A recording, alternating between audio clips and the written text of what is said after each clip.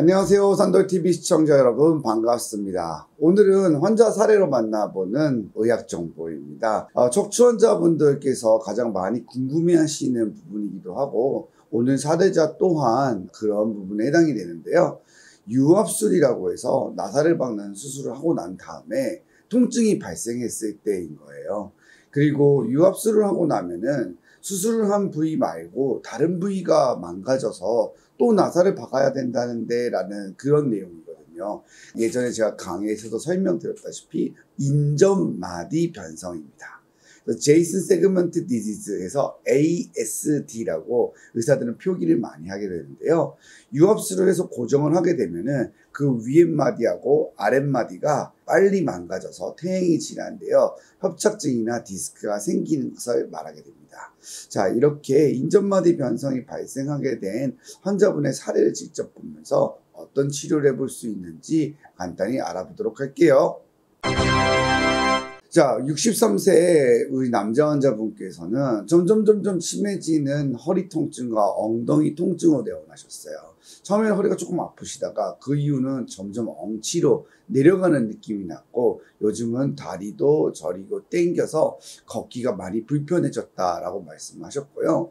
수술은 8년 전에 유압술을 진행받았었는데 허리를 조금 많이 사용하는 일을 하신다고 하시더라고요. 그래서 주사 치료도 하고 물리 치료도 하셨는데 해결이 잘 되지 않아가지고 병원으로 내원하시게 된 겁니다. MRI를 보면서 한번 이야기를 나눠보도록 할게요. 인접마디 변성 같은 경우에는 사실상 엑스레이상에서도 의심을 해볼 수 있어요. 제가 화면에서 MRI랑 엑스레이를 모두 다 띄워놨는데요. 지금 보시면 제가 표시한 가장 오른쪽에 해당되는 화면이 엑스레이 화면이에요. 여러분도 엑스레이랑 MRI를 구별하실 수 있겠죠. 지금 보시면 이 환자분 같은 경우에는 이렇게 나사못이 두 개가 고정되어 있는 것 같지만 사실은 정면에서 보면은 하나, 둘, 셋, 네 개가 고정되어 있는 거죠. 그래서 옆에서 봤을 땐 두 개처럼 보이지만 네 개가 고정되어져 있고요. 지금 고정된 부위는 이 부위가 4번 그리고 5번에 해당이 됩니다. 바로 아랫부분은 우리가 S1이라고 해서 천추 1번이라고도 표현을 많이 하게 되는데 이분은 수술을 나사못을 이렇게 고정했지만 이 아랫마디 같은 경우에는 나사못이 아니고 케이지라고 하는 것이 들어가져 있는 상태예요.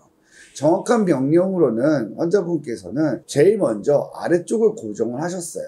이후에 이 고정된 부분을 제거하고 추가 나사못 고정술을 4번, 5번을 시행하게 된 거예요. 그래서 두 마디가 고정되어 있는 겁니다.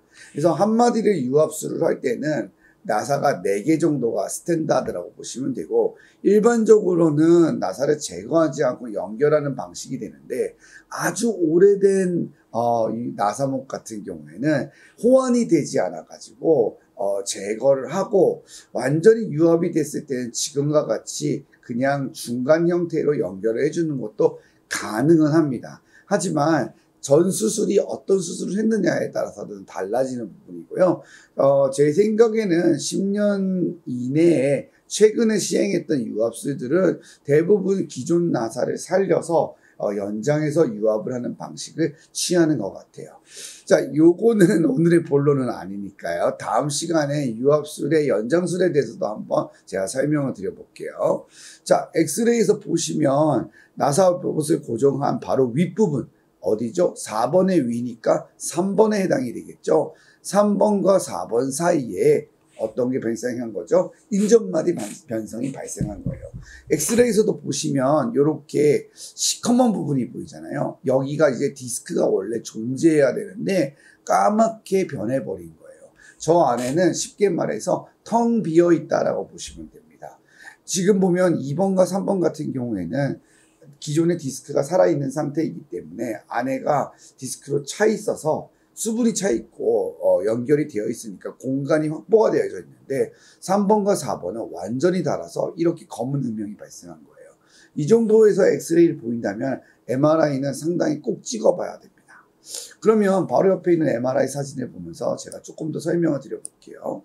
이렇게 연결이 되어져 있는 나사가 보이죠? 네, 4번하고 5번을 고정한 거고요. 이 위로 올라가면서 3번하고 4번이 이렇게 막혀 있는 것을 알 수 있습니다. 이게 협착증이 발생한 거예요.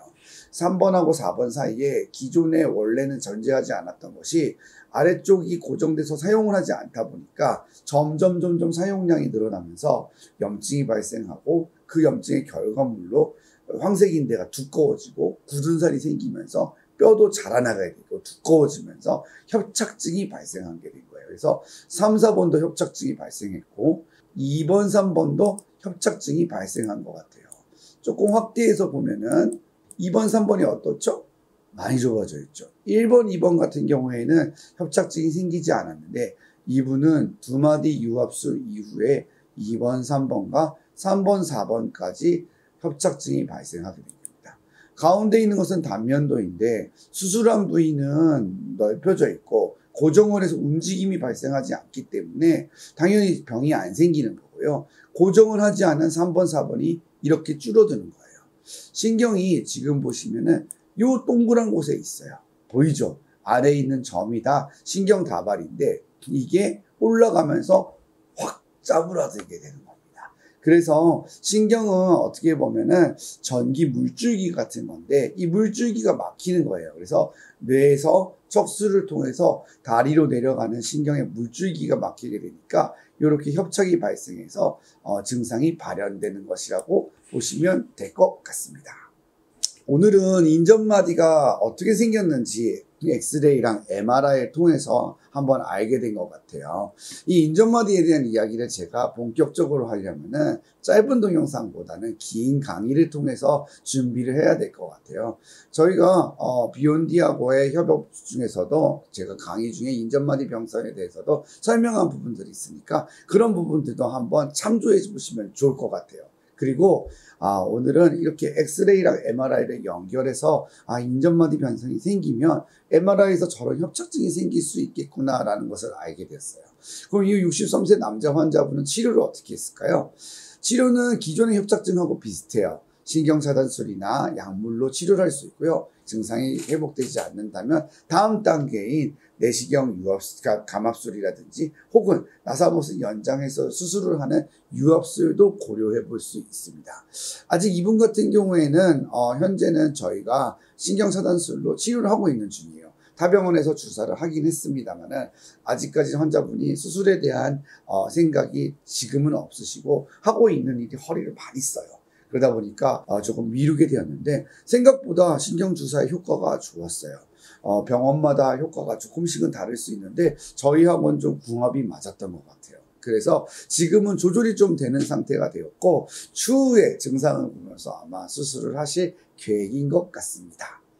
자, 여러분들의 구독과 좋아요가 저에게는 아주 큰 힘이 됩니다. 여러분 항상 궁금하신 내용들 있으면 댓글 통해서 남겨주시고요. 다음에도 더 유익한 컨텐츠로 찾아뵙도록 할게요. 여러분 다음 시간에 또 만나요.